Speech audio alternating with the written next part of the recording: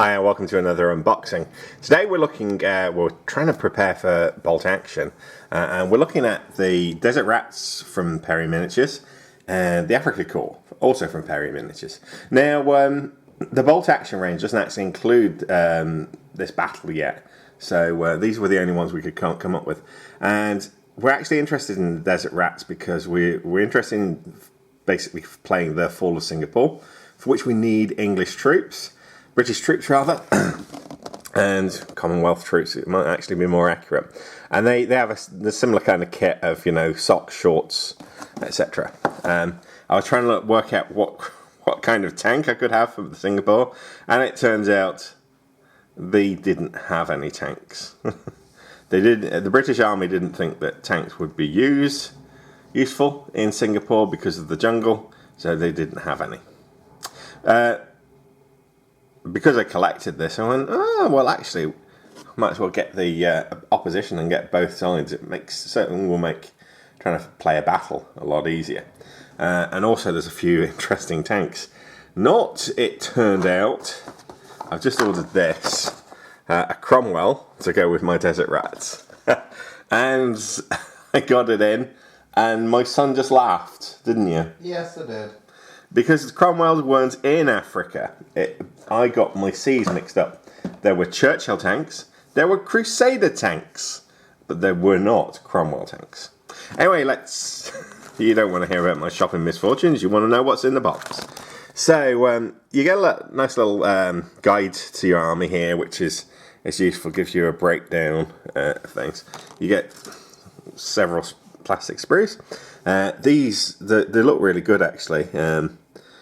It's pretty much head, legs and torso is already assembled, so all you need to do is fit the arms and kind of fit them onto your bases. There's a couple of options. One thing that is a wee bit annoying, let's see if I can do this. You have to find that sweet spot where it focuses. But you can see the head there. The caps, yeah, the helmets are separate, so I'll have to clip off and fit the helmets separately for each model. Oh, there you go, too close. That's going to be a wee bit annoying, for sure. You can guarantee I'll lose one, at least one, and there will be the call going downstairs, going, Cameron, I need your help to find a missing hat. Of which I reply, you dropped it, you find it. He's so helpful. Yeah, they look really good. And so it should be... I'm going to try and just get on and assemble some of these later on today. It includes also a couple of square bases here, because you've got 2 heavy machine gun crew, which is good. Over with the Afrika Corps, you've got something very similar. Not really too surprising. You get like for like, similar. Heads, torsos, and legs are all one piece, which is nice. And I think the most important thing, actually, and this is what I've suffered from with bolt action, is that the arms, if you can just see that, the arms and hands are a single piece. I'm not getting the focus there I quite want. There we go, that's much better. With the bolt action, you have to fit the weapons separately to the hands, and that was the bit I found really quite frustrating and difficult. Generally, I think if the gun's held by 2 arms, you know, it comes like that, so it's snip, and you fit it to the torso as best you can. So that makes everything a little bit easier. Ooh, is that a flamethrower I'm seeing here? Ooh, you naughty Germans. And yeah, looks like there's some field packs as well. I'm probably not... What do you think? Should I bother with field packs? Probably. Weapons and ammo, guys. You don't usually... I guess you could have a few with field packs. Yeah, weapons and ammo was typically the call in in Band of Brothers, whenever they went out into action and they knew they were just fighting, you were supposed to take your weapons and ammo, not your full supply kit. And you'd come back. This looks to be a sergeant. I'll put it there because I seem to get the focus so much better. Sorry, a lieutenant there with his radio operator, which looks good. It's like the radio's actually on the floor for these guys. Where's the assembly kit? You also get an assembly kit for here. Just kind of like something that shows them all. It would actually be useful to have a bit of an assembly guide. So you just knew what was going on a bit more. The crouching guys. So yeah, I'm looking forward to assembling those, and we'll show you how it all turns out. Now, unlike some unboxings, I do like to actually assemble and show you the finished product before I finish off. You can see here that I have actually assembled the Afrika Corps. And over here, actually, I've actually assembled both the Afrika Corps and the Desert Rats, which is pretty good. Just move the lights here a bit. Hey. Now, so what was my thoughts? Sometimes you can see what looks nice as a kit, what looks nice is assembled, and it's an absolute pig to assemble. These I found really quite quick. Generally, they weren't too fiddly. They were a little bit fiddly. They are a little bit small models. Just to give you an idea, they are, if I put next to them, a Lord of the Rings figure, you can see they're ever so slightly smaller. So they're I mean, the Perry twins are kind of famous for kind of doing quite realistic figures, and these are probably correctly proportioned and all that kind of thing. And what we're used to with some figures, particularly Warhammer 40,000, is kind of an exaggerated, what's called heroic 28mm. So, which is usually figures have a slightly more broader, kind of basically look a bit like, even the weediest guy looks a little bit like Arnold Schwarzenegger across the chest. They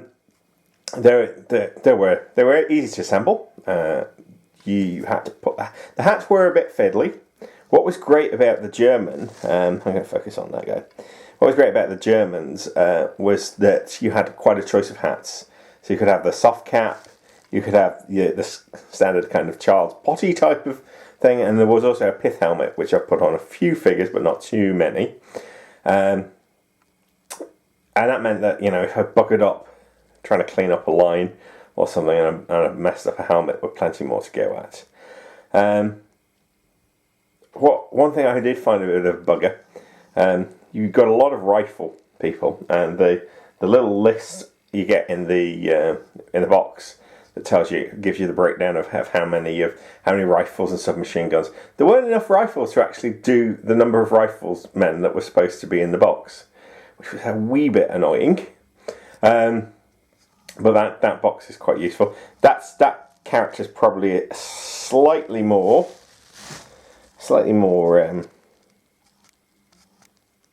painted than others. You can see he's got black boots, and he's got a slightly green tunic and a grey cap. Each of the figures is quite unique and individual, and I did try and mix and match, so I wasn't kind of creating the same figure again and again and again. Over with the English, I found them just slightly easier to assemble. But there wasn't a huge amount there isn't a huge range of headwear. In fact, I think for a lieutenant, I've ended up nicking the German pith helmet, so he can be a bit of one of those guys. Because supposedly, if they came across dead soldiers at the other side and they had some equipment on it they thought was quite useful, they would kind of pinch it off them. Helmets and stuff, but then you always run the risk of being shot by your own men. Not great. there's 3 of these heavy weapons in each box set, and I've kind of just put them on the base at the minute, but kind of I've set the gun. Oh, that's a mortar. Set the mortar on there, and there's a mortar, a heavy machine gun, and a anti-tank rifle. They're all stuck on the bases, and so I can paint. But I thought, when I kind of want to paint the detail, it would be beautiful if that guy's not painted, because I'll be cursing myself. Because usually I do prefer to like paint things on the sprue and then kind of assemble. The Desert Rat's pretty much the same. I've got the same kind of breakdown of models. In fact, I mean, this is going to be interesting. But you basically get a platoon, which is 3 sets of 10 men, with 1 heavy machine gun and a sergeant with like a light machine gun, so either a Thompson or an MP40, depending on which side you are. Then you have a command squad with it's about 6 figures with a lieutenant, can be a mortar as well, and an anti-tank rifle as part of that. So pretty much it, obviously with bolt action, everything depends on what you actually buy. But I kind of like the idea of going down the platoon route actually, and saying let's put platoons out like platoons would have been, because I think one of the problems with a lot of role playing is we tend to meta it a lot. So we go, you know what? I'm just going to have one heavy machine gun and another heavy machine gun and another heavy machine gun, and kind of overkit it. I mean, obviously, actually, really, most wargaming rules kind of stop you from overkilling on that. But yeah, it's important to remember that like the infantry were a cool part of it, but not just infantry. So, because I was base coating them, you might remember this Stug from an unboxing a while ago, actually, with the Americans. And I'd originally painted it green because, for no reason whatsoever, I just wanted it green. I used it as part of a Space Marine proxy army, and but I decided, seeing as we're going down the bolt action, seeing as we've got Afrika Corps, let's Africanize it. This is not obviously finished, but it's undercoated in kind of a desert pattern. It's going to look really, really quite cool. I really can't wait to get this finished. I think actually we might get both these armies finished in record time. It is actually quite cool. So there's about 40 on each side. That allow us to get started. I'm actually painting up both sides, and that'll just allow us to kind of break through it and actually get started. And I'll do one army then the other, and that'll just mean that I won't be on like Flames of War. I won't be waiting for Cameron to catch up, because I've got a full American army that's itching to take some people on. But anyway, that's it for from the War Bunker. This is me signing off. Do subscribe.